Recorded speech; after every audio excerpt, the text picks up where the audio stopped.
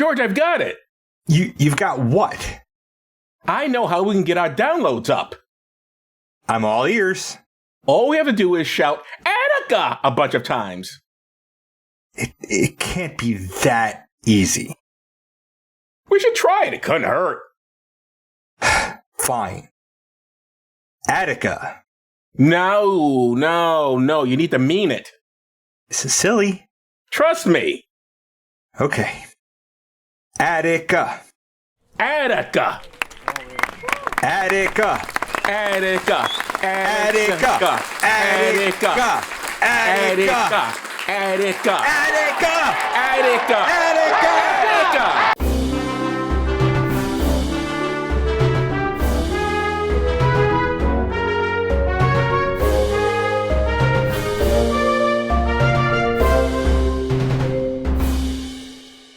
Welcome to Does This Still Work? The podcast looks at old movies and says, does this still work? I'm Joe Dixon.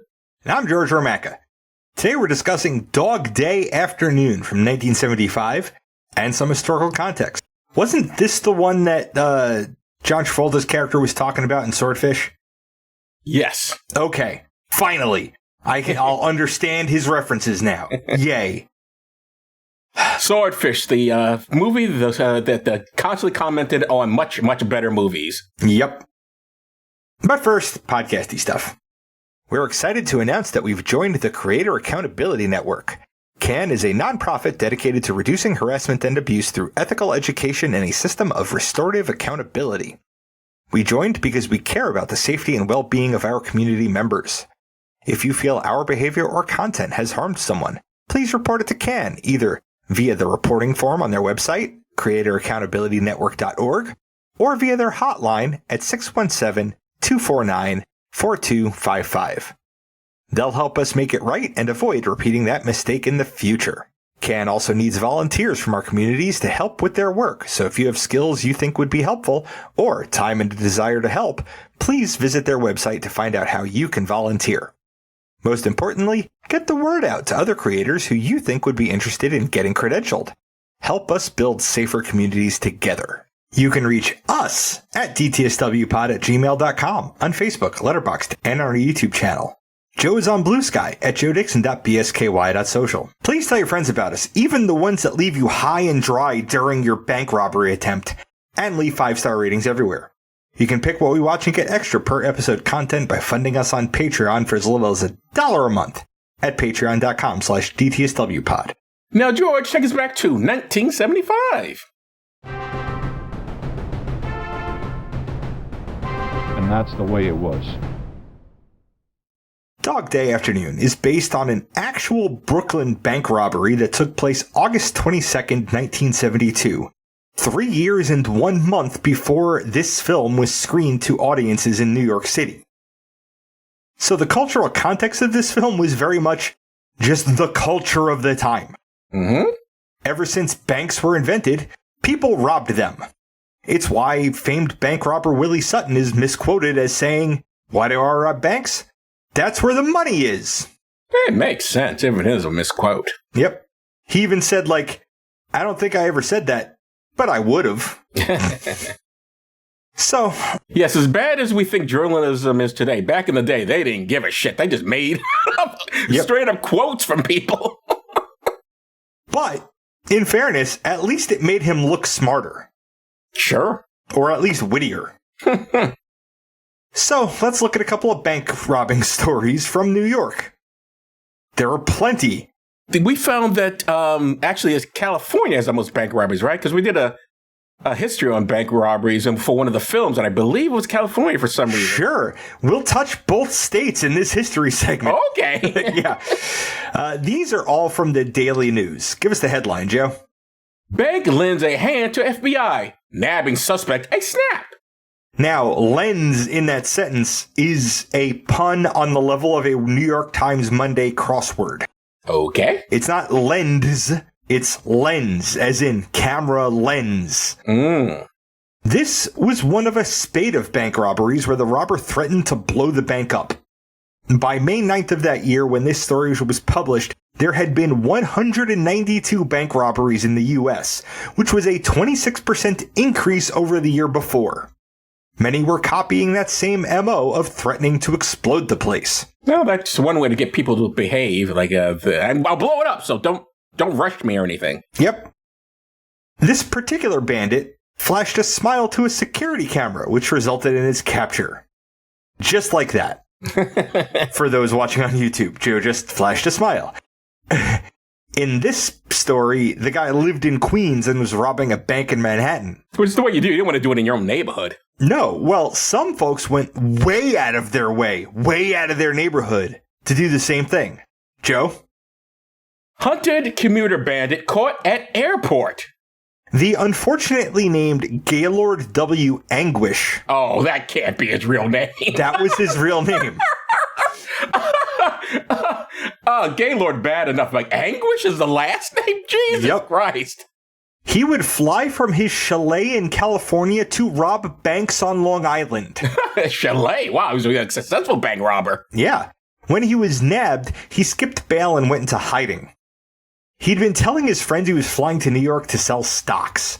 His mother ended up arrested for obstructing the investigation as he'd used her credit cards to rent his getaway cars, and she was refusing to answer questions.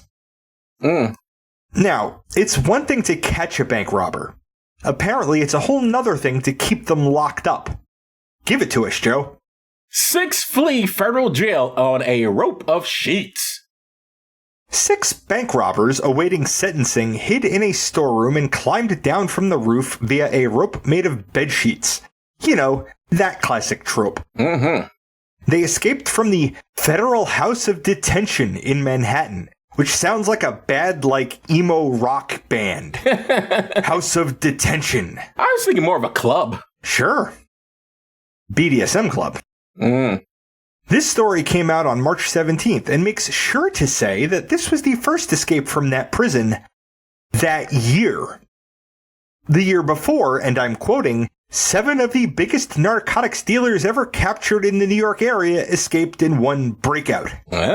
Somewhere between the capture and escape of prisoners comes the holding them part. We've never been super ethical about how we do that as a species, which has led to tensions over the centuries. Those tensions boiled over in 1971 at the Attica Correctional Facility when prisoners revolted, demanding better living conditions and political rights. How dare they? How dare they? They took control of most of the prison and took hostages, killing 1 guard before organizing, electing representatives, and drafting the Attica Liberation Faction Manifesto of Demands. Which sounds like the title album for that emo band I was talking about. They were heard by the Commission of Corrections, Russell Oswald, who agreed to 28 of the 33 demands. When talks stalled, Oswald sent in the state police to retake the prison by force. The state police managed to retake the prison, committing some Vietnam-esque war crimes in the process, and killed 29 inmates and 10 hostages in the process. Well, they had to get the prison back, George. Yeah. To be super clear, every hostage killed was killed by the state police, not the prisoners. Prisoners, yes. That was very famous, yes. That massacre did lead to some prison reforms, but most of those were rolled back during the Reagan years, which just goes to show we can never, ever let the Republicans win. Well, it's, as has been pointed out many a time, this country goes for reforms, say, we need reform, and then just complete, the next 2 years forgets all about it, go right back to the same bullshit. We're really good at getting started. We are bad at maintaining momentum. Well, no, I think we maintain the momentum, we get this stuff passed, and then, forget about it. There was a whole bunch of stuff passed for, George. I've brought this up before. Remember how much we cared about reforms when George Floyd died? Oh, reform. The country, people were in the street about it. And then, 2 years later, year later, people it's like we forgot it ever happened. It's like, that's America. Yep. All right. Let's talk about Dog Day Afternoon. Before we do, I thought it might be fun to bring up my little bank robbery story, since, of course, as you know, I was once detained for bank robbery. I think you've only told this to patrons so far. Oh, have I? Oh, well then, folks, those not patrons, here's your chance to hear the story. And any new listeners. Okay, once upon a time, I was a paralegal, and I was working in Manhattan, had to go to Brooklyn to file some papers, because that's what paralegals do. When I got my papers stamped, got back on the train, and headed back to my office. And as I got off the train, I was at Rockefeller Center, walking off the train, minding my business. This guy comes up to me, and at first I think he's going to ask me for money, because it's Manhattan. And instead, he flashes a badge and tells me I can't go anywhere. And this was confusing to me, since I hadn't done anything other than go to a courthouse and then come back. So, really odd. So he stops me, and I'm very confused about it. And then suddenly the slew of cops comes out, everyone in uniforms at least. No masks. This isn't the ice.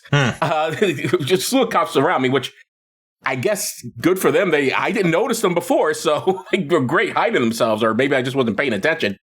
Anyway, so they put me in this alcove in a building, and I'm standing there. No one's telling me anything, and then eventually they say, well, there's a bank robbery, and I fit the description, apparently, because, I was black and was walking the street, so I fit the description. And the guy who stopped me initially comes in as I'm standing there. Now, to their benefit, they didn't handcuff me, but I also wasn't read my rights. I wasn't allowed to leave. That's why I can't say arrested. I was detained. But anyway, so the guy who stopped me comes up to me and starts trying to chat with me. And I'm like, I'm not talking to you. I've just been accused of bank robbery. I have no interest in talking to any law enforcement. Arrest me and I'll get a lawyer. But after that, there's no conversation here happening. So eventually, they figure it out that, hey, this guy, he didn't rob the bank. So they come back in and they tell me I'm free to go. And I go like, no, that's not what's going to happen. What you're going to do is, I'm late getting back to my job. So what we're all going to do is we're going to go over to my law firm, and we're going to meet with my boss and tell him where I've been this whole time. Because I was there like 20, 30 minutes. I should have been back at the office. And so that's what they did. I had all these cops walking with me back. Now, I suspect this might not have happened if I wasn't working for a law firm. I don't know. But in retrospect, I'm thinking, would they have done that if I worked for a grocery store or, like I was a retailer or something? So who knows? But anyway. That's a good question, Joe. I'll never know. But in any case, they did go back to the law office. And my boss said, you could have called us. We knew where he was. You could have easily just he could have given you the number, and you could have called us and when we told you what was going on. Because literally, in my bag that they never searched, I could have had a gun in there for all they know. I mean, you think they would have been curious what I was carrying. But anyway, in my bag was the papers I got stamped at the courthouse. So that is why I wasn't that concerned about them accusing the bank. So if they did, okay, well, then you must think the judge is in on it too, because I literally just went straight to the bank. Straight to the bank. Yeah, that's why I went to the bank, robbed it. Then I left it. See, now it all comes out. Now comes the confession. Then I Statute of limitations is up, so he's coming clean. Then I go to the courthouse, apparently, get this stuff stamped, and then time stamped, and then head back. So, I did not stop at any banks. I just literally went for the bank. Excuse me, I want to say that. Went to the court, then went on the train, and then that's when the cops stopped me. And then here's the thing. At the end of all this, right, the cops are leaving, and the guy who had stopped me comes up to me, and he says this to me. He didn't say, I'm sorry. Oh, I made a mistake. I'm embarrassed. I apologize. He says to me, they say you didn't do it, so I guess. And then he puts out his hand to me. I'm like, I'm not shaking your hand. Number one, that wasn't an apology. And number two, you still think maybe I did it. you just think you weren't able to prove it, asshole. Fuck you. No, I'm not shaking your hand. So that's my bank robbery story. Thank you, ladies and gentlemen. Did you enjoy it? Become a subscriber. I enjoy it every time you tell it.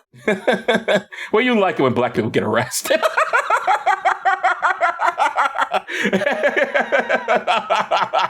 I love that story, Joe. I am never asking you to tell that story. Racial injustice. It makes me feel so good. It makes me warm my belly. Anyway, back to Dog Day Afternoon. This was directed by Sidney Lumet. And for the podcast, we've seen his work in Before the Devil Knows You're Dead, 12 Angry Men, and Network. And I've seen his work in The Verdict, The Wiz, and Serpico. Funnily enough, Before the Devil Knows You're Dead was the last film he directed. Yep. 12 Angry Men was the first film he directed. Oh, I didn't realize we did that. So we've seen his first and last film for the show. And they were both good. Yep. Network was good, too. Yeah, I had problems with Network, but yeah, they were all good films. Sidney Lumet was a good director. He picked good material. Anyway, this was written by Frank Pearson. And for the podcast, we've seen his work in Cool Hand Luke.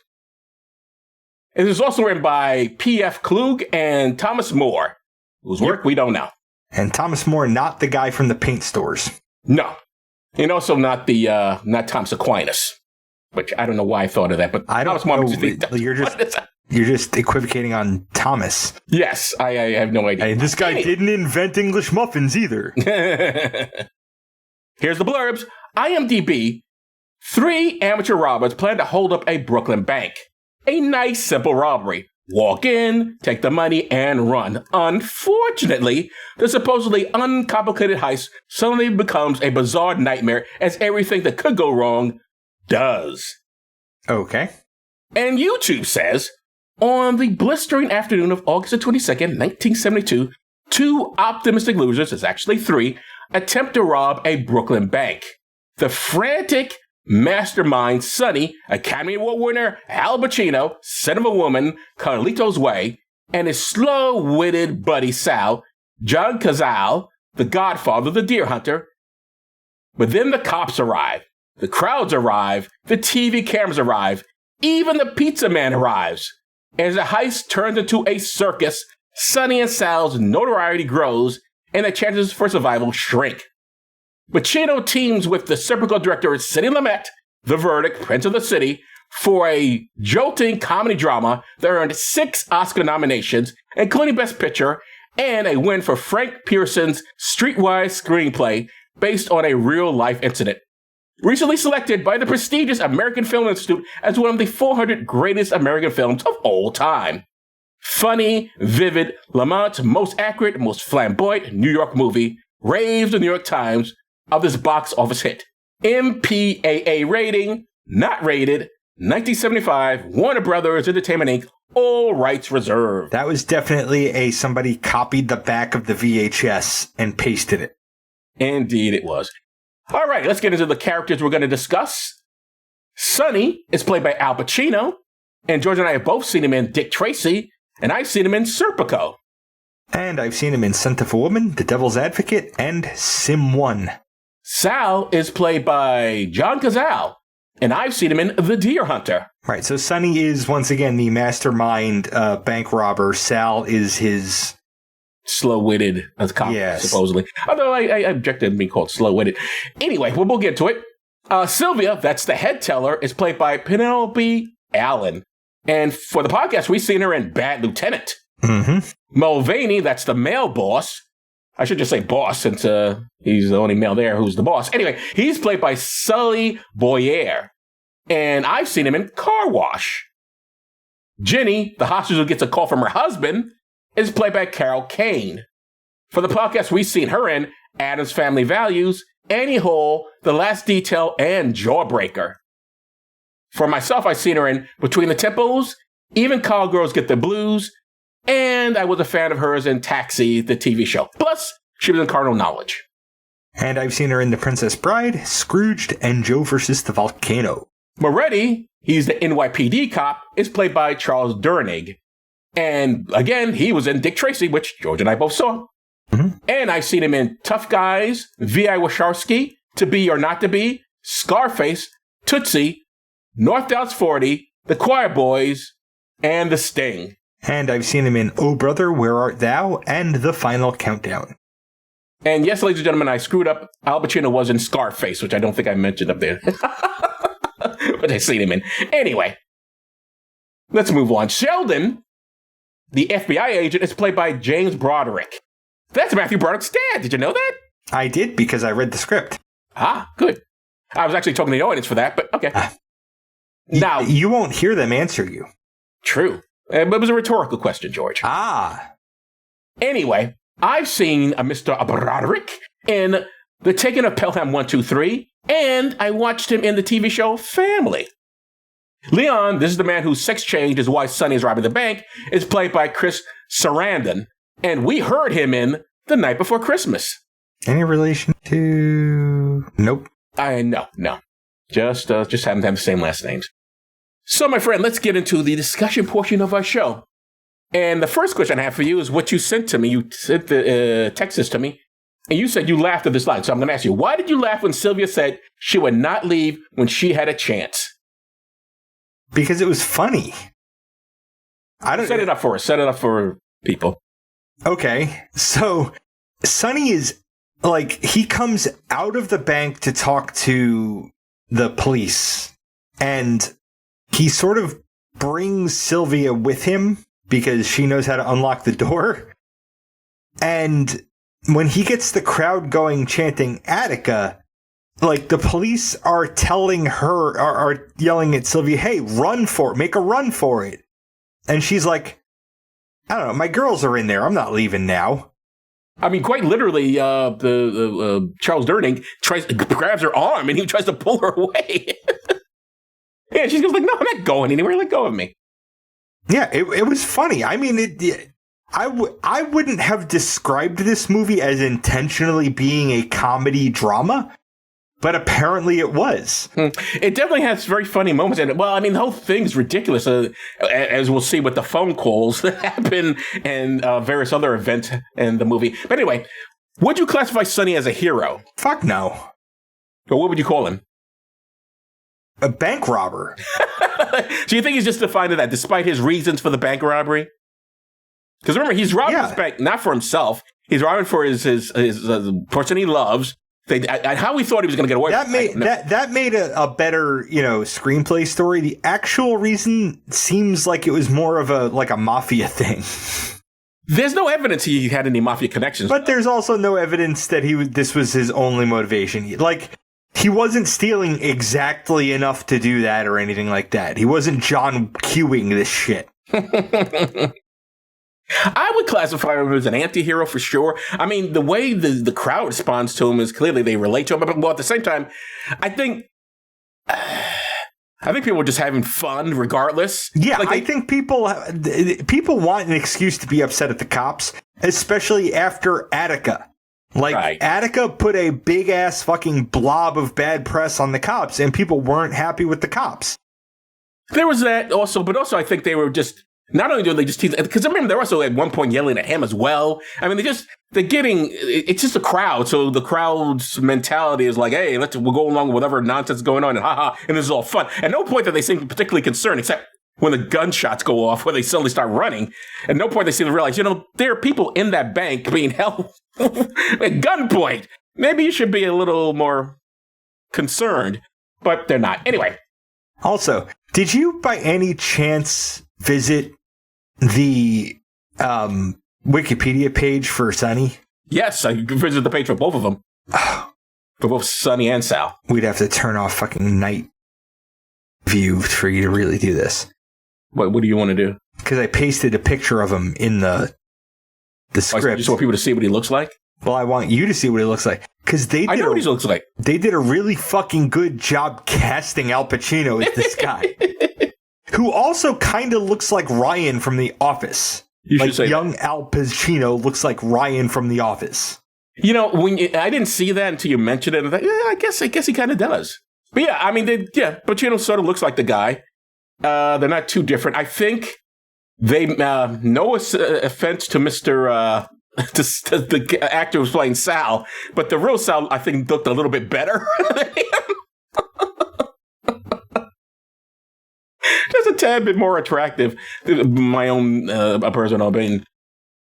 But anyway, so speaking of the cops, is Moretti, that's the NYPD guy who does most of the talking before the FBI takes over, is he a good guy? And how are the police portrayed in this film? The police are portrayed as mostly incompetent in this film. I mean, I think all cops are bastards, Joe. It's really hard for me to say that a cop is a good guy. But, anybody trying to negotiate, the end of a hostage situation is kind of being a good, it's hard to do that and be the bad guy. Mm.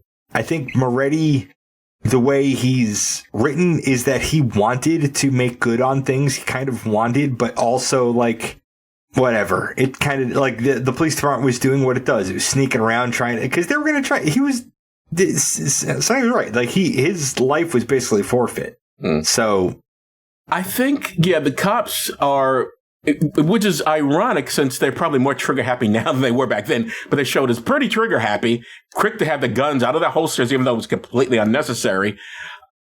Although they're not the ones who wind up shooting someone. That's the feds. But anyway, they're a little too trigger happy. They are seen as someone incompetent. They are, I mean, the reason I think Moretti is somewhat of a good guy is right, because he's negotiating for these people, so he's doing the right thing. But also, he clearly is having a problem with the uniformed cops, because he's telling them, don't be up there, or get up there. And he's kind of screaming at them to do stuff that they're supposed to be doing. And like, these guys have no idea, apparently. I've never dealt with a hostage situation. And they're like, I don't know, I guess I'll stand here. Or tell them, get this guy back. Or they're letting people get through the crowd. They're letting people, actually, civilians get through the crowd. They're like, what the fuck, man? So yeah, the cops are pretty bad. And you can't help but feel Moretti's and it's like the good guy, because look what he has to deal with. Law enforcement is a bunch of morons.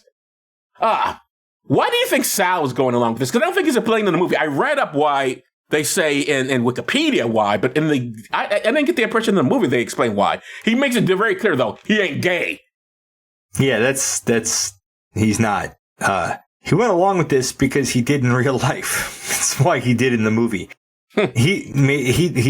He's not a leader. He's a follower. So Sonny was more forceful in personality and putting things together. And so, which like at the very start, I kind of got the impression Sal might have been running things, but he wasn't. He was just executing the plan faster. Yeah. I mean, according to Wikipedia, first of all, Sal and Sonny met in a gay bar, which it's the 70s. I don't know why you're hanging out in a gay bar if you're not gay, but okay. But in any case, so that's where they met. And the reason that Sal, who was a bit unstable, as they show somewhat in the film, he'd been in an abusive family. He'd been in and out of homes all his whole life. But he had sisters, and he wanted to get money to be able to get them out, to take care of them, get them out of the homes they were in, which was, again, a fantasy. It was never going to happen, and it's ridiculous. Yeah. But at least that's the reason the Wikipedia says he was being involved in this heist. Okay. Can you tell if Mulvaney, that's the boss, is a good boss or not? I think overall, because he does willing to give himself up and say, let the women go and I'll stay. So, which is somewhat brave of him, because he says at one point, I don't want to, you know how much I get paid? I don't want to be a hero. I want you to take the money and go, guys. I don't care. Take it. I just want this to be over with. Yeah, which, I mean, that attitude is more prevalent now than it was then. Like, every business has, like, rules that are like, don't be a hero. Yes. We have insurance. And it is, I guess, maybe not surprising how many people don't want to listen to that. They don't want to be a hero. Well, in many a TV and film, they make it seem like, you really should get involved, because it's more cinematic. If someone does something, they're supposed to like, oh, here, take the money. But in point of fact, yeah. You're supposed to say, no, take it. As opposed to in movies, they're like, I got to fight this guy. You pull out a gun or whatever. But not here. Mulvaney's like, yeah. Because he's a real person. And a real person going like, I don't give a shit. I just work here, man. What is the nature of Jenny's marriage? She's the one who gets a phone call. You want to set up? Poor woman. Now, how's the situation that's happened? She gets a call as the robbery is sort of getting underway, and she turns to Sonny. She's like, my husband wants to know when you're going to be done with us. The guy, he sounds like one of 1,000 other guys that can't fucking cook or wash his own clothes. Like, he's waiting for his wife to get home to do all the wifey things after she spends an entire workday. So the nature of their marriage is like a lot of marriages in the 70s. I think this is one of those scenes that, and I'm pretty sure this actually happened, it's both makes it a comedy drama. Because, I mean, imagine being cold during a bank robbery. And he's not like, oh, honey, are you all right? Oh, my God. First of all, what happens is, Al Pacino thinks it's the police, picks it up, starts cursing at the guy, and then he goes like, I don't know what he says to him, but like, I'm just looking for my wife or something, and then he goes, is there a Jenny here? He's like, somebody, oh, this isn't the police. And this motherfucker like, I just heard he's going to shoot hostages and everything. You are a hostage. Are you all right, honey? No, none of that. Yeah, when are you going to be home? When is this going to be over? I got to make, I'm hungry for dinner. Yep. Oh my God. Can you imagine? What if the nature of that marriage? Not good. You're right. And it probably is typical of too many marriages in the 70s. That's why divorce was high then. And, well, it should be. A lot of men were shit. Sorry. Sorry, Manosphere. It's true. Why did the FBI agent Sheldon target Sal? Why was he so hell-bent on killing fucking Sal? Okay, so that, you gotta roll back a little bit. Before he was the FBI, one FBI agent, a different FBI agent is the one that shot Sal. Right.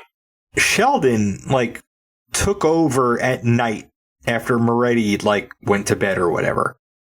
And as he's leaving the bank, he's like, don't worry, we'll take care of Sal for you.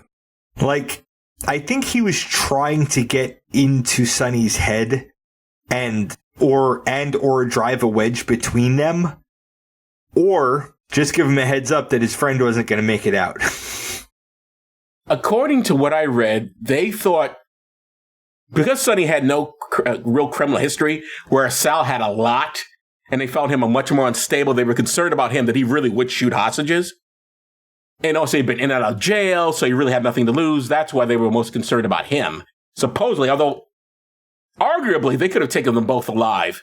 And that's how Sonny felt. And Sonny, apparently, when he was in jail, and for some reason they screened this, which seemed like not a smart idea, but they did screen this in his jail, a lot of the prisoners saw this and thought he had betrayed his friend. So Sonny had attempts on his life. Yep. Because they thought he was a rat. So. And snitches get stitches. Yeah. Why would you do that? Why were they trying to get him killed? Why would you show the movie? I don't know, Joe. There's a movie depicting you, man. Let's go to show it. I don't know why people make bad decisions, Joe. So Sonny is doing this to help the man he loves, Leon, who he wants to get a sex change operation. They both agree he wants a sex change operation, and for some reason he gets in his head, this is the way to do it, by robbing a bank, which is insane. The man doesn't even have a mask on. How did he expect to get away with this? But anyway, what do you think of the depiction of Leon? And related, how does the film depict the LGBTQ community, which are all sort of in the background?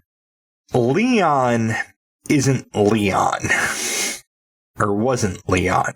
Leon was a transgender woman and, did actually get that surgery.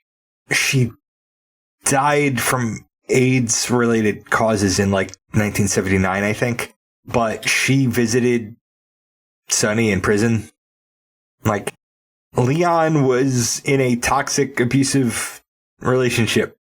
Yes, they mentioned in the film that even though he's doing this for him or her, his behavior towards in their relationship, from what they say to each other in their phone calls, it doesn't sound like it was very good. Leon says he did a whole bunch of shit that he does not deny doing.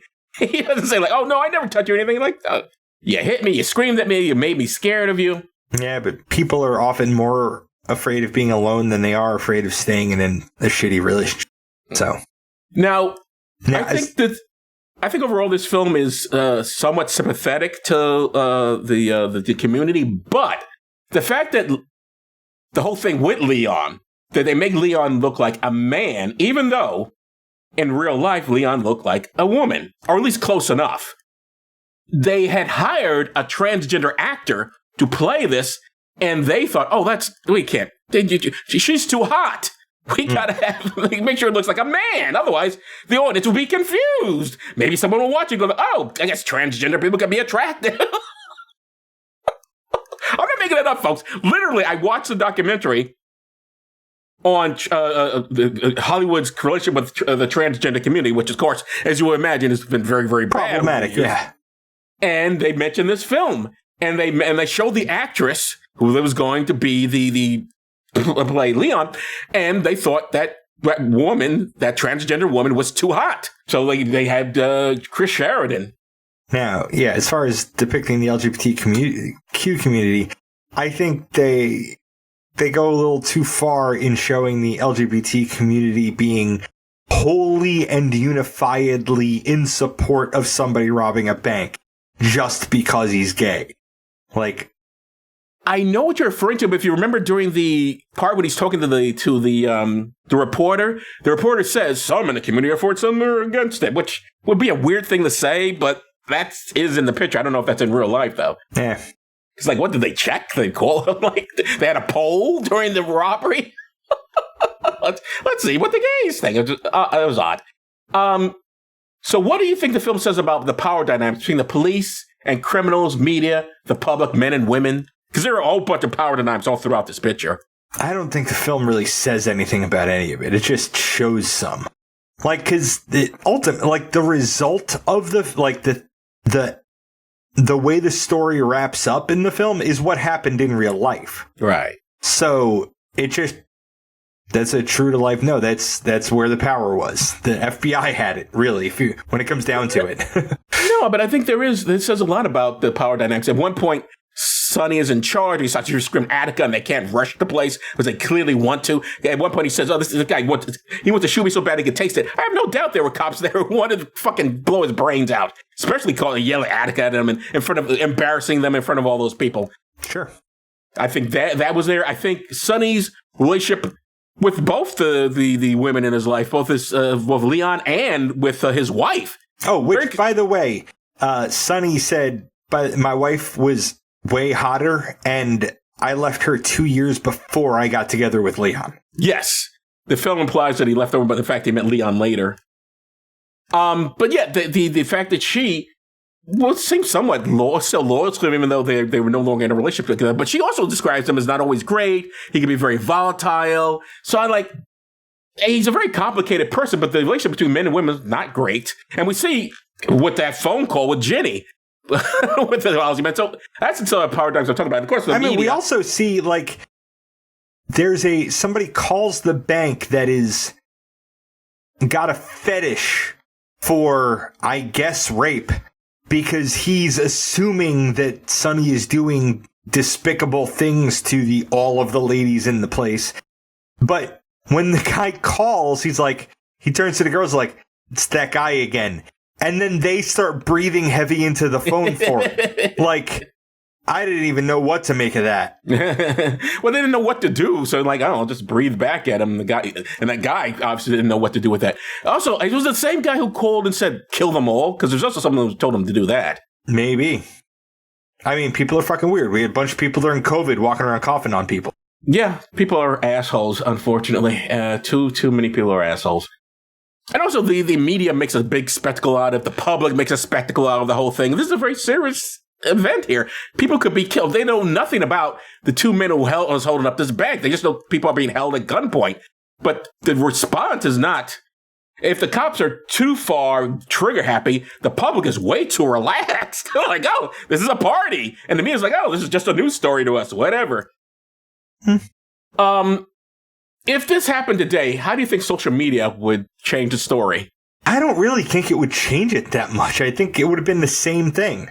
I think we got a lot more homophobia. I think it would sure. I would have seen a lot more stuff posted online and people saying the most horror. You think basically the guy who was calling, that would be social media.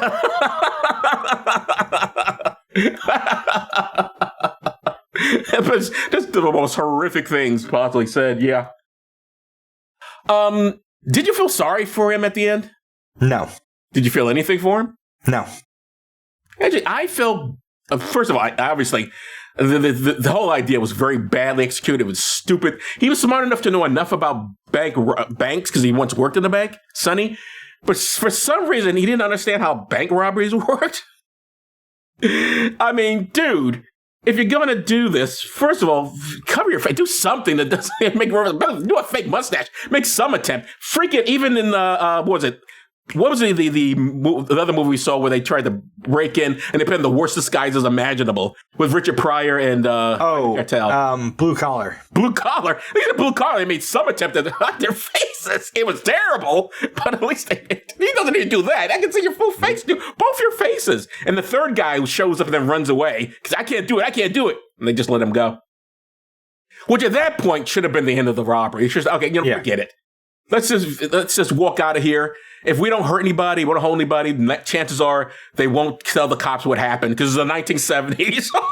They were like, whatever. That would have been the end of it. But now he had to keep going through it. I didn't find out. Did you ever read up whatever happened to that third person? Did he ever get charged or anything? Nope. I don't know what I'm the next person. That person didn't even have a Wikipedia entry. Yeah, but you think it would have been in one of the other guys' entries because they both have Wikipedia. Anyway, so I guess the final question is, do you think this works? Did it work? I mean, it work. It's 30% true to life. That's what he says, right? But that's greater than 0. And it does I didn't really know what the fuck Attica was. I knew the chant existed because that's become a trope and a meme throughout, cinema history. But I didn't know what it was until I researched it for this. It made me curious about that. So I think it's got some educational value on was a thing. This was a cult. This was part of what happened in 1972. Yeah. This is, and I think it's been forgotten through history, so it'd be good if people were reminded of it. It's interesting about Attica, it was strangely there was minimal homophobia in the movie. Yes. For a movie that had sexuality play such a prominent role in it.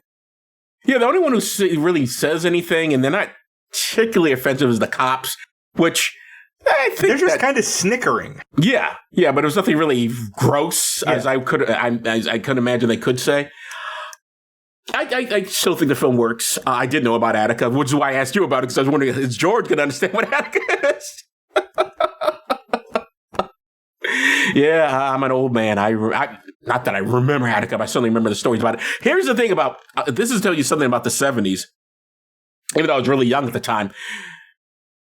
This was in a comic book, and a Spider-Man comic book. They have prisoners rioting, and Spidey goes to put down the riot, and then they explain that they're rioting because of the conditions, and Spidey is on the side of the prisoners. All of a sudden, I'm not sure that could exist today.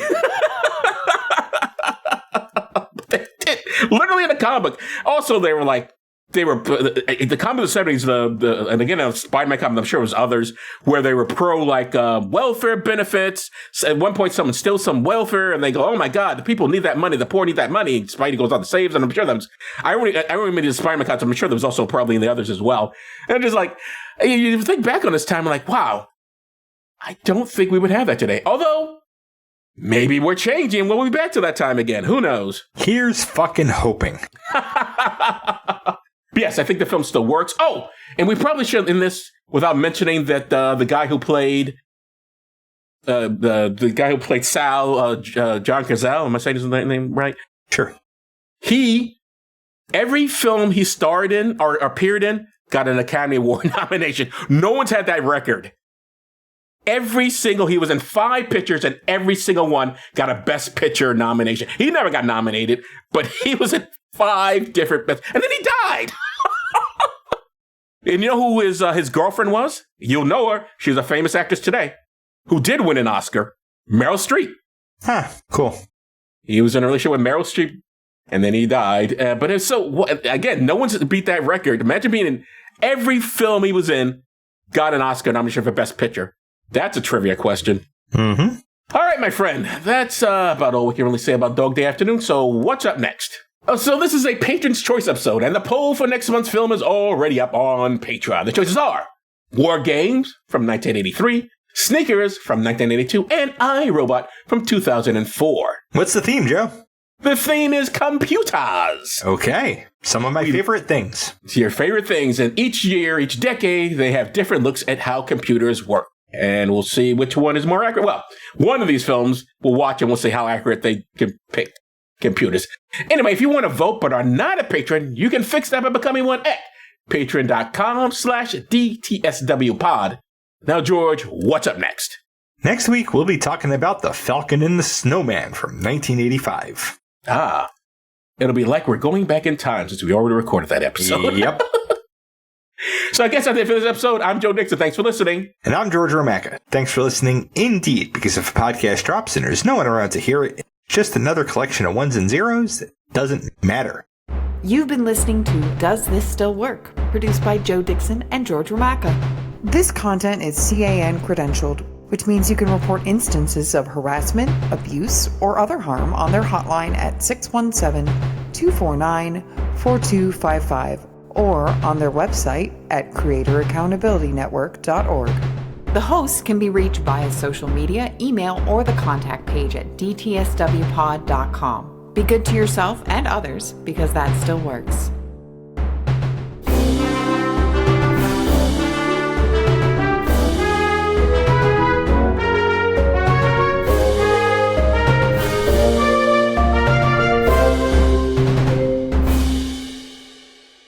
Please tell your friends about us. Oh, Jesus Christ. What am I gonna... Not Jesus Christ. He has nothing to do with this. Dear Abby, I have a neighbor who I like, but his wife can be very obnoxious. Dear Abby, I'm getting married in 3 weeks. Dear Abby, I have a wife who uses "you know" in every sentence. Dear Abby, what do you think of a grown son and his mother who kiss each other on the mouth?